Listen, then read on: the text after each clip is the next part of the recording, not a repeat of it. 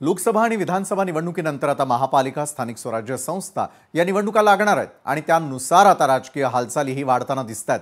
नुकतीच महाविकास आघाडी आणि मनसेच्या संयुक्त शिष्टमंडळाने राज्याचे मुख्य निवडणूक अधिकारी एस चोक्कलिंगम आणि निवडणूक आयुक्त दिनेश वाघमारे यांची भेट घेतली।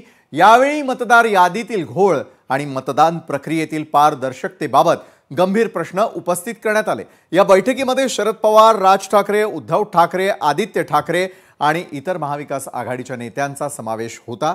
विशेष म्हणजे महाविकास आघाडीच्या नेत्यांसोबत राज ठाकरेंच्या उपस्थितीने सर्वांचंच लक्ष वेधून घेतलंय। बैठकीदरम्यान राज ठाकरे आणि महाविकास आघाडीच्या नेत्यांनी विचारलेल्या प्रश्नांवर आयोगही निरुत्तर झाल्याचं पाहायला मिळालं। या बैठकीमध्ये नेमकी काय चर्चा झाली ते आपण अगदी सुरुवातीला पाहणार आहोत। निवडणूक लागलेली नसताना मतदान नोंदणी का बंद केली? आज 18 वर्ष वय पूर्ण करणाऱ्यांनी का मतदान करू नये? 31 जानेवारीपर्यंत निवडणूक घेण्याचे आदेश आहेत। आपण निवडणुकीसाठी सज्ज आहात का?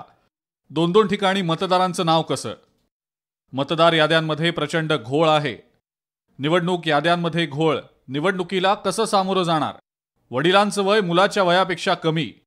राज्य निवडणूक आयोगाच्या प्रमुखांना बोलवून सविस्तर चर्चा होऊ द्या। मतदान कुणाला जातं हे कळत नाही। देशात आता कुठेच निवडणुका नाहीत। व्हीव्हीपॅट आणा। आम्ही दिल्लीला आणि राज्य आयोगाला पत्र दिलंय। ते म्हणतात पत्र आलंच नाही। आमच्याकडे पुरावे आहेत। अनेक घरं अशी आहेत जी अस्तित्वात नाही, मात्र तिथे मतदार आहेत। एखादं सॉफ्टवेअर वापरून दुबार मतदार यादीतून बाहेर काढा। मतदार यादींमध्ये दुरुस्ती करून निष्पक्ष मतदान घ्या। खोटे मतदार हे लाखोंच्या घरात काही दिवसात पुरावे देऊ। विरोधकांचे प्रश्न केंद्रीय निवडणूक आयोगाला कळवणार।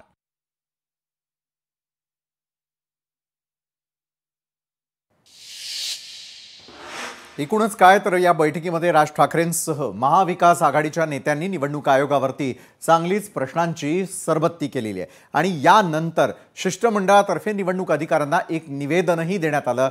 त्या निवेदनातील ठळक मुद्दे देखील आपण आता जाणून घेणार आहोत। तर ठळक मुद्दे नेमकं काय सांगतात त्यावरती एक नजर।